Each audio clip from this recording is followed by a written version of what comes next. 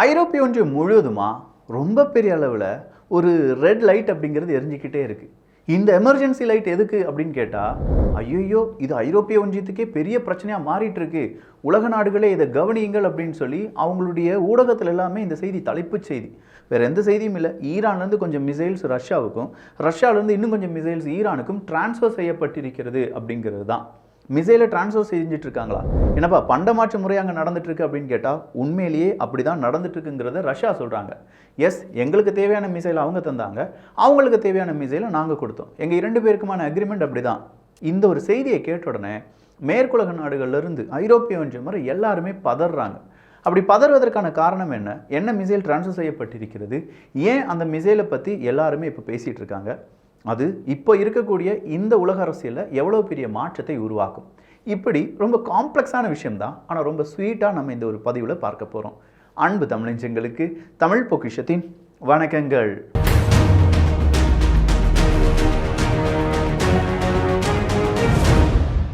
டாப்பிக்குள்ளே போகிறதுக்கு முன்னாடி ஜியோ பொலிட்டிக்ஸ் அப்படிங்கிற ஒரு சூப்பரான ஆடியோ புக் இருக்குது. அந்த ஆடியோ புக்கை நீங்கள் கேட்கணும்னா குக் எஃப்எம் டவுன்லோட் பண்ணிக்கோங்க. டிஸ்கிரிப்ஷனில் லிங்க் இருக்குது. ஆனால் குக் எஃப்எம் நிறைய ஆடியோ புக்ஸ் இருக்கே, நிறைய ஆடியோ புக் சம்மரி இருக்கே, எல்லாத்தையும் எங்களால் கேட்க முடியுமான்னு கேட்டால் எல்லாத்தையும் கேட்க முடியும். 7 நாள் உங்களுக்கு ஃப்ரீ ட்ரையல் அப்படிங்கிறத கொடுக்குறாங்க குக் எஃப்எம். ₹2 உங்களுடைய அக்கௌண்ட்லேருந்து டெபிட் பண்ணிடுவாங்க. அதன் பிறகு ஆட்டோவாக அந்த ₹2 உங்கள் அக்கௌண்ட்டுக்குள்ளேயே வந்துடும். அதன் பிறகு 7 நாட்கள் நீங்கள் என்ன செய்யலாம், உங்களுக்கு தேவையான எவ்வளவு நேரம் வேணும்னாலும் ஆடியோ புக் சம்மரி அப்படிங்கிறதெல்லாம் கேட்கலாம். 7 நாட்களுக்கு பிறகு உங்களுக்கு அதை தொடர வேண்டும் என்றால் நீங்கள் தொடரலாம். அப்படி இல்லையா அதை வேணால் நீங்கள் கட் பண்ணிக்கலாம். பட் 7 நாள் உங்களுக்கு ஃப்ரீ ட்ரையல் அப்படிங்கிறது இப்போ குக் எஃப்எம்னுடைய ஆஃபராக இருக்குது. அதில் ஆடியோ புக்ஸ் உங்களுக்கு தேவைப்படும் நேரத்தில் தேவையான நேரம் மட்டும், அரை மணி நேரம் மட்டும் எனக்கு கேட்டால் போதும், இல்லை இந்த ஸ்பீடில் எனக்கு கேட்கணும், இதை புக் மார்க் பண்ணணும், இதில் ஏதாவது நோட்ஸ் எடுத்து வைக்கணும், இப்படிங்கிற எல்லா ஃபீச்சரையும் நீங்கள் அதில் எக்ஸ்ப்ளோர் பண்ணி பார்க்கலாம். ஸோ 7 நாட்கள் தொடர்ந்து குக் எஃப்எம் நீங்கள் கேட்பதற்கான லிங்க் கீழே டிஸ்கிரிப்ஷனில் இருக்குது. வேணுங்கிறவங்க அதை பயன்படுத்திக்கோங்க. கேளுங்க மனதுக்கு பிடித்ததை. ஆமாம், ஈரான் நீ ரஷ்யாவுக்கு எதிராக மிசைல் கொடுத்துருக்கியாமே அப்படின்னு கேட்டால், ஈரான் அப்படி ஒரு மிசைலை நான் கொடுக்கலப்பா அப்படின்னு சொல்கிறாங்க. ரஷ்யாட்ட கேட்டால், இல்லை அந்த மாதிரி மிசைல்லாம் நாங்கள் கொடுக்கவே இல்லையே அப்படின்னு சொல்கிறாங்க. பட் இதெல்லாம் 2022 இந்த மாதிரியான செய்திகள் வெளியாகின்றன. ப்ளூம்பெர்க் அப்படிங்கிற அந்த நிறுவனம் பற்றிலாம் உங்களுக்கு தெரியும். அவங்க தான் ஃபர்ஸ்ட் இந்த நியூஸை வெளியில் கொண்டு வராங்க. ஈரான் ரஷ்யாவுக்கு தேவையான ஆயுதங்களை கொடுக்கிறார்கள் அப்படின்னு சொல்லி. இது நடந்தது 2022. 2024 ஐரோப்பிய ஒன்றியத்தினுடைய சில ஊடகங்கள் ஆல்ரெடி டிரான்ஸ்ஃபர் பண்ணிட்டாங்க. ஈரான் நிறைய மிசைல்ஸ் ரஷ்யாவுக்கு போயிருக்கு, இதனால் ரஷ்யாவினுடைய தாக்கும் திறன் அப்படிங்கிறது அதிகரிச்சிருக்கு, இனி நாம் உக்ரைனுக்கு எந்த உதவி செஞ்சும் வேஸ்ட்டு தான், உக்ரைனுடைய எல்லா இலக்குகளையும் தாக்குவதற்கான ஆயுதங்கள் இப்போது ரஷ்யாட்ட இருக்குது அப்படிங்கிற அந்த தகவலை பரிமாறுறாங்க. அந்த தகவல் சும்மா காட்டுத்தீ மாதிரி பரவ ஆரம்பிக்குது. அப்படி காட்டுத்தீ மாதிரி பரவ ஆரம்பிக்கக்கூடிய இந்த தகவலை ஈரானும் ரஷ்யாவும் மறுத்தாலும் ஐரோப்பிய ஒன்றியம் என்ன சொல்கிறாங்கன்னா, we have the credible evidences அப்படின்னு சொல்கிறாங்க. எங்ககிட்ட போதுமான அளவுக்கு எவிடன்சஸ் இருக்குது, அதனால தான் ஈரான் ரஷ்யாவுக்கு ஆயுதங்களை அனுப்பியிருக்கிறார்கள் அப்படிங்கிறத எங்களால் சொல்ல முடியுது. உலக நாடுகள் இதை உன்னிப்பாக கவனிக்க வேண்டும். அதன் பிறகு இந்த 2 நாட்டுக்கும் எதிரான பொருளாதார தடையெல்லாம் நீங்கள் தான்ப்பா கொடுக்கணும் அப்படின்னு சொல்கிறாங்க. பட் இது உண்மையா பொய்யா அப்படிங்கிறத எல்லா நாடுகளும் ஆராய்ந்து கொண்டு இருக்கும்போது தான் எந்த மிசைலை ஈரான் ரஷ்யாவுக்கு கொடுத்துருப்பாங்க? வேறு எதுவுமே கிடையாது, ஃபாத் 360 அப்படிங்கிறது தான். இந்த FATH ஃபாத் 360 அப்படிங்கிற இந்த மிசைல் தான் இன்னைக்கு வேர்ல்டு பொலிட்டிக்ஸில் மிகப்பெரிய ஒரு டாக் அப்படின்னு சொல்லலாம். அமெரிக்காவினுடைய ஸ்டேட் செக்ரட்டரி சொல்கிறார், ஐரோப்பாவுக்கு இது பெரிய பிரச்சனை, வாங்க எல்லாரும் கவனிங்க அப்படிங்கிறாங்க. ஸோ இந்த FATH 360 அப்படிங்கிற இந்த மிசைல் அந்த அளவுக்கு அக்யூரஸியானதா அப்படின்னு கேட்டால் அந்த மிசைலை பற்றி கொஞ்சம் டீப்பாக தெரிந்து கொள்ளலாம். இதை க்ளோஸ் ரேஞ்ச் பாலிஸ்டிக்ஸ் மிசைல் அப்படின்னு சொல்லுவாங்க. இந்த இன்ஃபர்மேஷனை ஃபர்ஸ்ட் வெளியில் விடுவதே 2 யூரோப்பியன் இன்டெலிஜென்ஸ் சோர்சஸ் அப்படிங்கிறது தான். ஸோ 2 இன்டெலிஜென்ஸ் சோர்சஸ் அப்படிங்கிறவங்க ராய்ட்டர்ஸ் அப்படிங்கிற ஊடகத்துக்கு இந்த செய்தியை வெளியில் விடுறாங்க. FATH 360 அப்படிங்கிற மிசைல், க்ளோஸ் ரேஞ்ச் மிசைல் அப்படிங்கிறது ரஷ்யாவுக்கு போயிருக்கு, இதுதான் கிடைத்திருக்கக்கூடிய இன்ஃபர்மேஷன். ஸோ ராய்ட்டர்ஸுக்கு இந்த செய்தி கிடைச்ச உடனே இதை எந்த விதத்தில் சரிபார்த்தாலும் உண்மைதான் அப்படிங்கிற மாதிரி பல விஷயங்களும் சொல்லப்படுகிறது. உதாரணத்துக்கு ரஷ்யாவினுடைய விமானங்கள், அதுவும் இந்த மாதிரி மிசைலை ஏந்தி வரக்கூடிய விமானங்கள் ஈரானுக்கு வந்ததும், ஈரான்லேருந்து கொஞ்சம் நேரத்துக்கு பிறகு ரஷ்யாவுக்கு கிளம்பி போனதும் அப்படின்னு சொல்கிற பல எவிடன்சஸை ராய்ட்டர்ஸும் அவங்களுடைய ஊடக செய்தியாக வெளியில் விடுறாங்க. அப்போ பார்க்கும்போது FATH இல்லாட்டி ஃபாத் 360 அப்படிங்கிற மிசைல் மிகப்பெரிய அளவில் ரஷ்யாவுக்கு கைமாறப்பட்டிருக்கிறது. அதற்கு பதிலாக ரஷ்யா என்ன செஞ்சுருக்காங்க, அவங்களுடைய இஸ்காந்தர் மிசைல் அப்படிங்கிறத ஈரானுக்கு கொடுத்திருப்பதாக செய்திகள் வெளியாகுது. ஸோ இங்கே ஒரு பண்டமாற்று முறை நடந்திருக்கு அப்படிங்கிறது தான் இப்போ மேற்குலக நாடுகள் நினைக்கக்கூடிய செய்தி. ஆனால் இந்த FATH இவங்க நினைக்கிற மாதிரி ரொம்ப பெரிய பிரச்சனையை யாருக்கு உருவாக்கும் அப்படின்னு கேட்டிங்கன்னா உக்ரைனுக்கு உருவாக்கும்.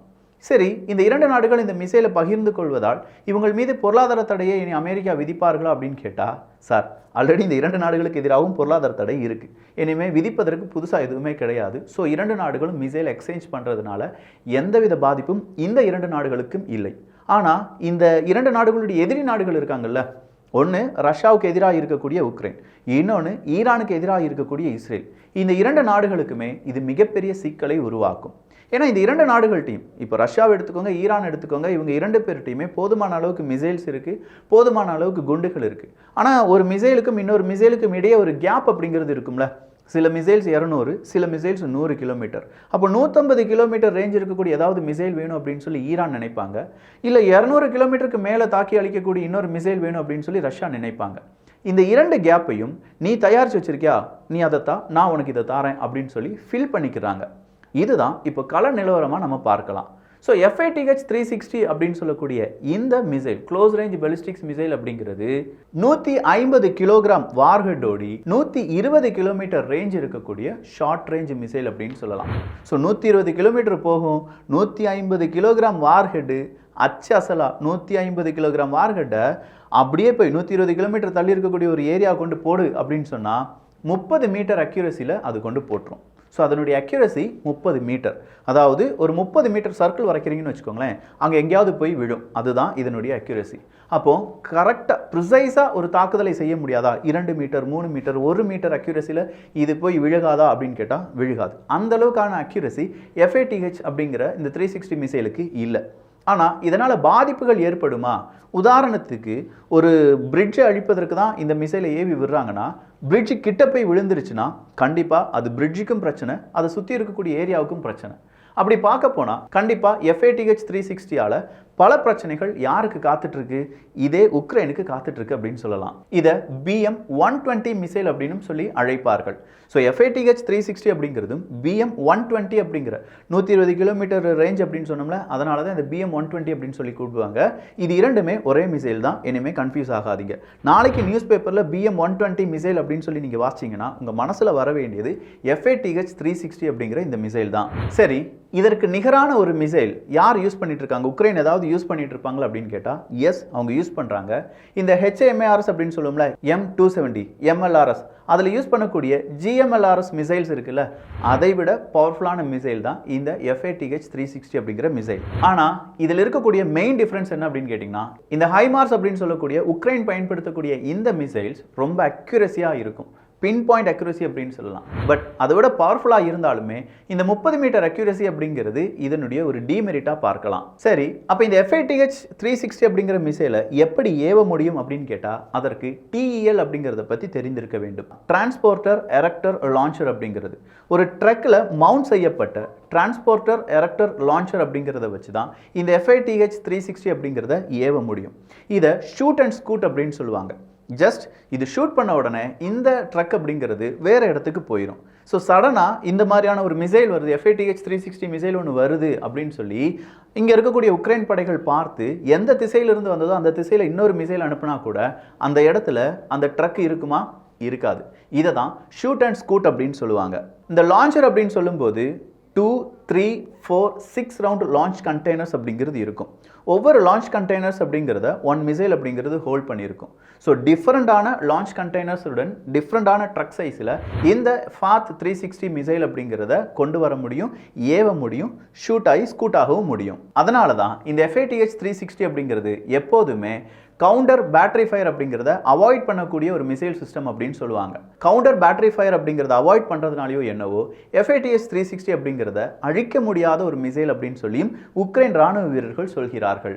அப்படின்னா இப்போ ரஷ்யாவுக்கு கிடைத்திருப்பது ஒருவேளை ட்வின் டியூப் லான்ச்சர் வேரியண்ட் அப்படின்னு சொல்கிறாங்க. இந்த ட்வின் டியூப் லான்ச்சர் வேரியண்ட் அப்படின்னா ஒரே நேரத்தில் 2 மிசைலை எங்கேருந்து அனுப்ப முடியும்? ரஷ்யாவினுடைய அந்த ஒரு பகுதியிலிருந்து ஒரு 120 கிலோமீட்டர் தூரத்துக்கு அனுப்ப முடியும். அப்போ இந்த மாதிரியான மிசைலை கண்டுபிடிப்பதோ அதை அழிப்பதோ அங்கே இருக்கக்கூடிய உக்ரைனுடைய ராணுவ வீரர்களுக்கும் மிசைல் சிஸ்டத்துக்கும் ரொம்ப கடுமையான போட்டியாக இருக்கும் அப்படின்னு சொல்லப்படுகிறது. ஹைமாஸை வச்சு இந்த FATH 360 மிசைலை போட்டு தள்ளிட வேண்டியதான விக்கி அப்படின்னு கேட்டால் ஹைமாஸினுடைய ரேஞ்சில் இது நிற்காது என்பதுதான் உண்மை. அப்போ ஹைமாஸினுடைய ரேஞ்சை விட அடுத்த ஒரு 10 கிலோமீட்டர் தள்ளி தான் யார் நின்றுட்டு இருப்பா? இந்த FATH 360 மிசைலினுடைய ட்ரக்கு நின்றுட்டு இருக்கும், லான்ச்சஸ் அப்படியே நின்றுட்டு இருப்பாங்க. இதனால் FATH ஹைமாஸோட அழிக்க முடியுமா? முடியாது. ஆனால் அதே நேரத்தில் ஹைமாஸினுடைய லான்ச்சரை யாரால் அழிக்க முடியும்? இந்த FATH 360ஆல் அழிக்க முடியும். ஸோ இப்போ இந்த ஹைமாஸாக இருக்கட்டும், ATACMS இருக்கட்டும், இந்த லான்ச்சஸ் எல்லாம் அழிப்பதற்கு ரஷ்யா எந்த மிசைலை யூஸ் பண்ணிட்டு இருக்காங்கன்னா இஸ்காந்தர் M மிசைல் அப்படிங்கிறத யூஸ் பண்ணிட்டு இருக்காங்க. பட் இஸ்காந்தர் M மிசைலை விட ரொம்ப விலை குறைவும் அதே நேரத்தில் ரொம்ப கூடுதலான ப்ரொடக்ஷன் அப்படிங்கிறதும் யார்கிட்டருந்து இப்போ கிடைச்சிருக்கு? ஒருவேளை ஈரான்கிட்டருந்து கிடைச்சது என்றால் எந்த அளவுக்கு ரஷ்யாவினுடைய அந்த சுமை குறையும் அப்படிங்கிறத நீங்களே யோசிச்சுக்கோங்க. இஸ்காந்தர் M மிசைல்ஸ் அப்படிங்கிறது ரஷ்யாட்ட இருக்கு. ஆனால் போதுமான அளவுக்கு அவங்க கிட்ட ப்ரொடக்ஷன் இருக்கா அப்படின்னு கேட்டால் இல்லை. ஆனால் யுத்தமே இல்லாத ஈரானால் இப்போதைக்கு அதிகப்படியான இந்த FATH 360 மிசைல்ஸை உருவாக்க முடியும். அப்படி உருவாக்குனது மட்டும் இல்லாமல் அதை ரஷ்யாவுக்கு கொடுக்கவும் முடியும். விலை குறைவாக 30 மீட்டர் அக்யூரசியுடன் 120லிருந்து 150 கிலோமீட்டர் ரேஞ்ச் இருக்கக்கூடிய ஒரு ஷார்ட் ரேஞ்ச் பெலிஸ்டிக்ஸ் மிசைல் ரஷ்யாவுக்கு கிடைத்தது என்றால் ஆட்டம் சூடு பிடிக்குமா பிடிக்காதா? அதனால தான் அமெரிக்கா முதல் ஐரோப்பிய ஒன்றியம் வரை இந்த மிசைலை பற்றியும் இந்த மிசைல் டிரான்ஸ்ஃபரை பற்றியும் இஸ்காந்தர் இல்லாட்டி FATH 360 அப்படிங்கிறத பற்றி உலக மீடியாக்கள் பேசுகிறார்கள். நம்ம மீடியா பேசுகிறாங்களா இல்லையா அப்படிங்கிறதுலாம் எனக்கு தெரியாது. பட் நம்ம பேசியிருக்கோம். ஸோ இன்றைக்கி கம்ப்ளீட்டான ஒரு டீட்டெயில்ஸ் உங்களுக்கு கிடைச்சிருக்கும். FATHனா என்ன, அது எந்த அளவுக்கு இந்த போரில் பெரிய ஒரு மாற்றத்தை ஏற்படுத்தலாம், அமெரிக்காவினுடைய ஹைமார்ஸாக இருக்கட்டும், ATACMSஆக இருக்கட்டும், அதை அழிப்பதற்கான ஒரு முக்கியமான வெப்பனாக இதை ஒரு ரஷ்யா இனிமேல் பயன்படுத்துவதற்கான வாய்ப்புகள் இருக்குது. பட் இதை கொடுத்துருக்காங்களா இல்லையா அப்படிங்கிறத பேட்டில் ஃபீல்டு சீக்கிரமாக நமக்கு உண்மையை உணர்த்தும். நான் முதலே சொன்ன மாதிரி நீங்களும் குக் FM 7 நாள் அன்லிமிட்டடாக ஃப்ரீயாக கேட்பதற்கு அந்த கீழே இருக்கக்கூடிய லிங்கை யூஸ் பண்ணிக்கோங்க. பிடிச்சிருந்துச்சுன்னா கண்டினியூ பண்ணிக்கோங்க. கேளுங்க மனதுக்கு பிடித்ததை. அதை விட ரொம்ப இம்பார்ட்டண்ட், கீழே இருக்கக்கூடிய சப்ஸ்கிரைப் பட்டனை அழுத்தி சப்ஸ்கிரைப் பண்ணிக்கோங்க. நல்லதை பகிர்ந்து நல்ல சமுதாயத்தை உருவாக்குவோம். நன்றி, வணக்கம்.